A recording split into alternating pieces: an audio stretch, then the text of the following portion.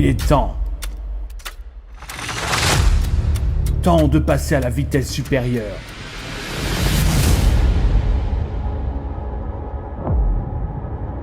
Après être devenu le premier champion Bodyzoy Wrestling, un match inédit l'attend. La rencontre de l'ancienne contre la nouvelle génération hardcore.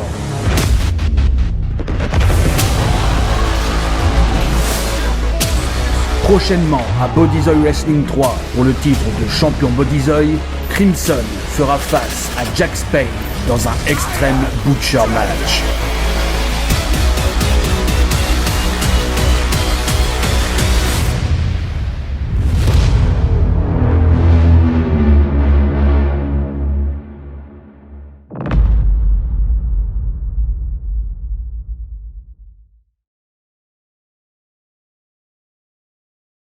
Mesdames et messieurs, il est maintenant l'heure du main event de Bodyzoy Wrestling 3. C'est le moment que tous les fans de catch attendent avec impatience. Il s'agit d'un Extreme Butcher match prévu en un tombé ou une soumission pour le titre de champion Bodyzoy Wrestling.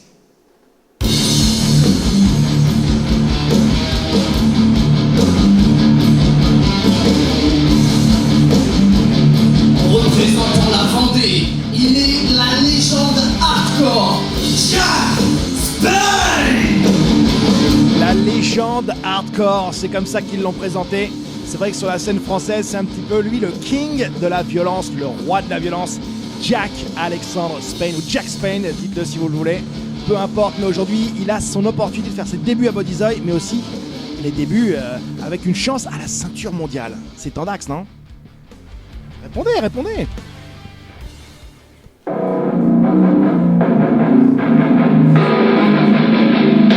I'll fuck you up.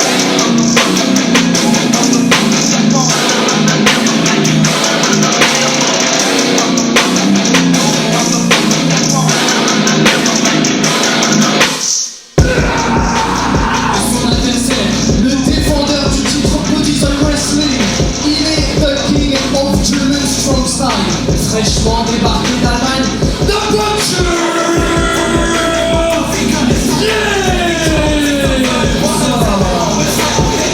Crimson avait battu Tristan Archer pour devenir champion de cette fédération. Est-ce qu'il va être capable de défendre brillamment cette ceinture ce soir? Il y a une chose qui est sûre, Célian, c'est que cette émission, elle s'est vraiment faite sous le sceau de la violence extrême. Et ça risque de continuer dans ce combat vedette avec ce Extreme Butcher match. Ça va être sa spécialité, Crimson. C'est tout simplement lui, l'empereur des matchs hardcore, la nouvelle génération de ces death match où là encore tous les coups sont permis, un petit peu à l'instar du street fight qu'on a vu tout à l'heure, sauf que là ça se passe en intérieur, tous les coups sont permis et la ceinture est en jeu. Alors c'est vrai que c'est un petit peu étrange de voir qu'une ceinture soit défendue pour la première fois avec des règles aussi particulières. On peut voir d'ailleurs que l'arbitre a été préparé, il a des gants. Il a même des petites lunettes pour protéger ses yeux, son masque, la totale pour éviter peut-être des projections sanguines, peut-être, ou autre. Jack Spade, un ancien breton, aujourd'hui installé en Vendée. Il a 34 ans, il a 15 ans de carrière déjà derrière lui. Et il adore faire souffrir ses adversaires, mais c'est un type qui est presque en jouissance lui aussi quand il souffre lui-même. Ouais. Un petit peu, j'en ai parlé beaucoup, tous ces catcheurs qui sourient en fait face à la douleur. C'est Ils quoi, ont toujours un petit rictus, quoi. C'est de la perversité, du sadomasochisme. C'est le mot de la soirée, ça. On aurait dû appeler ça Bodyzoy Wrestling 3 perversion. Le sous-titre. C'est vrai qu'on Allez, a plus eu... sérieusement, la ceinture est en jeu. Faut quand même se rappeler des enjeux, Grégory. Ouais, tout à fait. Faut quand même prendre les choses au sérieux. Jack Spade qui ramène au sol Crimson pour essayer de contrôler avec une travail en lutte en tout début. Ça démarre avec du catch. Dans les règles de l'art, Célian. Mais je crois qu'ils ont raison, ils ont envie de se tester, se juger, se jauger aussi. Parce que Crimson, lui, il n'a pas encore eu la chance de catcher en France dans des combats hardcore. Donc je crois que le chemin il n'a jamais croisé le fer pour l'instant avec Jack Spade. Première opportunité, donc il le découvre. Première confrontation franco-allemande entre les deux hommes. On connaît sa réputation, mais entre la réputation et le réel, c'est deux choses bien différentes. Allez, première attaque maintenant. Coup de pied au visage. Jack Spane maintenant qui va peut-être amener le combat à l'extérieur. Non, bien esquivé de la part du champion. Il n'est pas champion pour rien. Ouf. Le coup de genou sur Spane. Oh, ça c'est une prise qu'on a déjà vue un peu plus tôt. Alors expliquez Grégory, c'est vrai que la douleur qui est peut-être intensifiée par le fait que l'impact est à cet endroit-là. C'est ça, quand on est au bord du ring comme ça, c'est encore plus dur qu'au milieu du ring. Ça fait 2 fois plus mal. Quoi, tassement vertébral ou là c'est compliqué. Crimson, l'actuel champion, il a 25 ans. Il est jeune, hein. Champion à cet âge-là déjà. Le Deathmatch Hero, le héros des Deathmatch. Et c'est sa 4e apparition dans les événements Body's Eye Wrestling. Alors, si vous voulez rigoler, j'ai demandé à Crimson avant le combat, j'ai demandé comment est-ce que tu appelles ta prise de finition. Il m'a dit, ça n'a pas de nom, c'est une Octopus Hold avec des coups de poing dans la gueule. Au moins il a été clair. Il n'y a que le résultat qui compte. Ouais, c'est ça. Il n'a pas trouvé un nom sympa pour la prise, mais en tout cas, il l'a bien décrite. Et regardez, non mais c'est pas possible. Ouais, il rigole, j'en étais sûr. Il se marre. Allez. Il vient de se prendre des coups à répétition dans la nuque notamment. Vous savez que Jack Spane, c'est un type qui est de façon extrêmement sûr de sa virilité. Hein. C'est quelqu'un qui aime quand ça tape. Il est tellement sûr de sa virilité qu'il peut porter un short rose fuchsia, et ça franchement, ça prouve que c'est un vrai bonhomme. Vous savez parce que vous faites la même chose, Célian. Ça m'est arrivé. Non mais vous rigolez, ça m'est arrivé par le passé. On se connaît quand même. Parce que je l'avais porté dans les rues de Houston, c'est ça où j'avais... De Dallas. De Dallas, pardon, c'est vrai. Et pour porter un short rose fuchsia dans les rues de Dallas, là, faut avoir du cran quand même. Hein, là. Moi je l'ai fait, moi. C'était un peu mon deathmatch à moi, ça. Ça parle beaucoup là. Hein. Ouais. Mais ça, l'évolution, vous savez, ils savent qu'ils vont aller utiliser les trucs des objets. Au début, ça catch. Après, là, c'est ça flambe. Maintenant, c'est de la boxe. Là, ouais. Ouais. La jambe avant de Jack Spane là, qui vient de prendre cher sur ce low kick. Peut-être pas jouer en stand-up, c'est pas forcément une bonne idée ça. Regardez ce qu'il fait Jack Spane. C'est intelligent, je pense, de sa part. Il sort du ring. Et il va en revenir aux fondamentaux qui sont censés être ceux de ce combat, c'est-à-dire du hardcore. La violence. Voilà. Alors, d'après vous, Grégory, est-ce que quand on appelle un combat le Extreme Butcher Match, on imagine que ça doit favoriser le mec dont le nom est dans l'intitulé du combat? Exactement, The Butcher Crimson. Parce que là, le combat s'appelle pas le Spane Deathmatch. Non, c'est vrai. Après, il a signé Jack Spane pour cette stipulation. Oui. Donc ça veut dire que ça lui va très bien. Et après tout, peut-être qu'il estime qu'il a plus de chances de vaincre le champion avec cette stipulation que dans un combat classique. Donc je suis pas sûr que ce soit tant que ça l'avantage de Crimson. Ce serait un sacré coup quand même au monde du catch professionnel de voir Jack Spane remporter la ceinture. Maintenant, ça va être de la discussion entre les deux, la discussion virile. Vous savez, ça me fait penser un petit peu à ces championnats de baf là qu'on voit beaucoup en Russie. Là, on voit les gars face à face, vas-y, j'encaisse tout ce que tu as à me donner. Un autre pays de grande virilité. Hein. Texas à la Russie, il n'y a qu'un pas. Maintenant, c'est un aspect quasiment... c'est D'Artagnan, là, c'est les escrimeurs de l'extrême avec des chaises. Jack Spane qui prend le dessus, vous voyez, c'est bien joué de sa part d'avoir ramené les chaises, d'avoir transformé ce match en combat hardcore.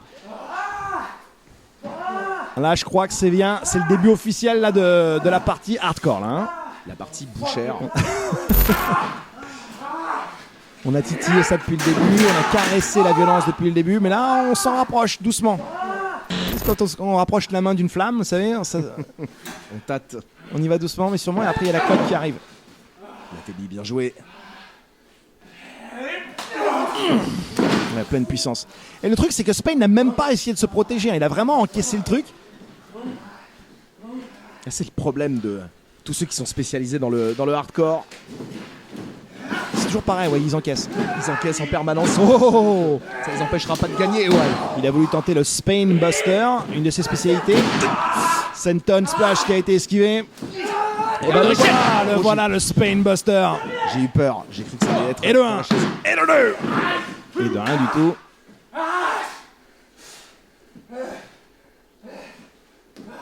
Il a mal quand même le champion. Mais il faudrait qu'il enchaîne là. Faut pas qu'il perde de temps, Jack Spain. Ouais, mais il est un petit peu dans la même dynamique que MBM tout à l'heure. C'est-à-dire qu'on est à un niveau où on sait plus trop quoi faire. C'est-à-dire qu'on regarde les objets autour, il essaie de s'inspirer en fait. Et là, il a trouvé un truc peut-être qui peut le satisfaire. Il avait dit tout à l'heure qu'il allait taper, que c'était les 15 ans de coups qu'il avait reçus, qu'il allait ressortir ce soir contre le champion. Ah ouais, d'accord. Un penalty dans la face de l'Allemand là. C'est du catch ça? C'est du foot. Allez, Jack Spain, peut-être nouveau champion sur ça. Il a commis une erreur, il aurait dû tenir la chambre. On l'aura répété quand même ce soir. Hein. Ouais. Crochetage de jambes, c'est la base.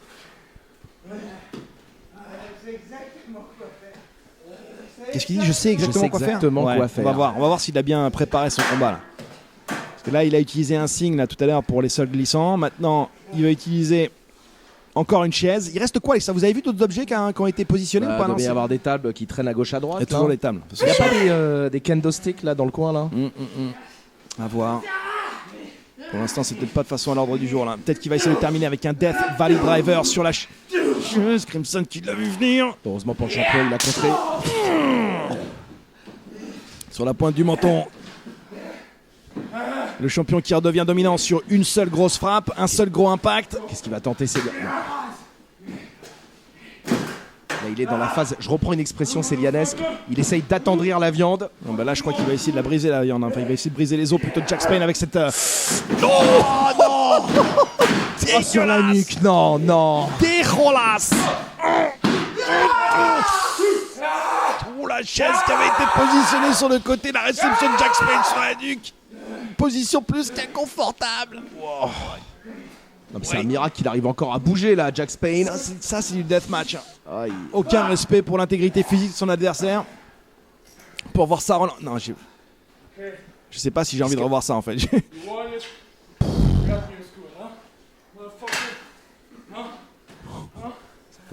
On commentera pas ce qu'il dit. Hein. Mais là, en gros, il Le fait moins le malin. Ouais, il fait moins le Jack malin, Spain. mais il y a un autre objet dont on n'avait pas parlé depuis tout à l'heure, c'est l'apparition. C'est des néons, je crois. Hein, c'est ça, c'est des néons qui ont été positionnés sur une table, scotchés à une table. Mais la créativité des catcheurs n'a pas de limite, surtout dans l'extrême de la violence. Crimson qui relève sa victime du jour pour essayer peut-être de la projeter dans les néons, justement la projection contrée par Jack Spain. Il n'avait pas envie de terminer là-dedans.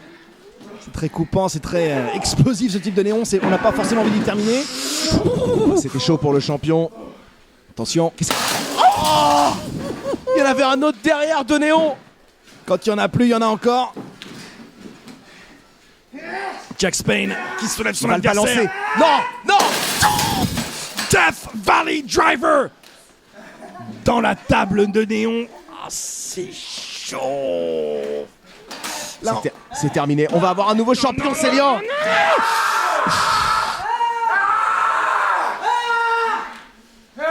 même l'arbitre, il avait du mal à taper sur le ring. Vous avez vu, il tapait au ralenti parce qu'il avait peur de se couper. Mais vous rigolez, mais le néon, c'est super coupant. À mon avis, on va avoir... Ah ouais. Oh là là, ouais. Voilà. En fait, on l'appelle le butcher, mais on devrait plutôt l'appeler la boucherie. On s'en souviendra hein, Il va taper en plus. de ce show, Célian. Dégueulasse. Ça aurait été vraiment le show le plus sanguinolent. Non, mais ça, attendez, on rigole, mais ne faites pas ça chez vous. Hein. C'est vraiment le danger à l'extrême. On peut revoir ces images. Regardez ça. Regardez Images ça. choc. Et en plus, il avait évité au départ, Oui. mais il avait un petit joker en réserve. Il a un coup d'avance, Jack Spain, bien vu. En faisant exploser ce néon dans la face du champion. Et ensuite, pour enchaîner avec ce Death Valley Driver. Et il faut reconnaître vraiment, il utilise à merveille la stipulation du combat. Moi, je maintiens que c'est l'avantage de Jack Spain. C'est pas fini, Grégory. C'est Oh pas non, fini. oh non, par pitié. Alors que l'autre, il a le dos totalement couvert de sang. On voit que Jack Spain vient de sortir. Pas les barbelés. Du barbelé. Ah, quelle horreur. On se croirait à Charleroi pendant la Première Guerre mondiale. C'est une boucherie. Mon Dieu. Incroyable. Ça, pareil, c'est des trucs que j'avais pas vu moi dans le catch français, francophone en tout cas. On savait que... C'est horrible. Vous savez, Célian, Quoi l'écrivain Drieux La Rochelle, en parlant de la bataille de Charleroi, disait « La guerre maintenant se fait en rampant ». Et il rampe Crimson. problème, c'est que là, on n'est pas à Charleroi, on est à Framery, Grégory. C'est toute une autre guerre.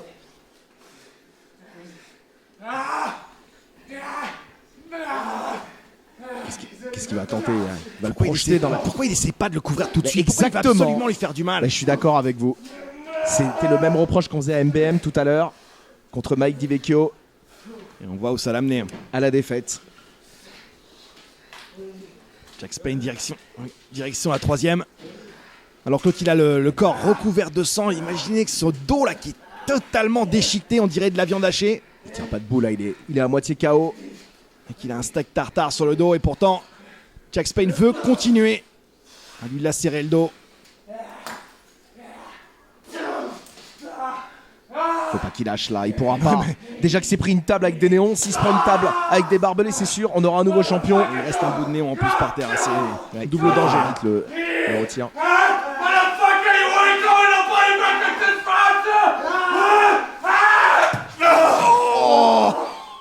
dégueulasse. Le coup de tête de Crimson.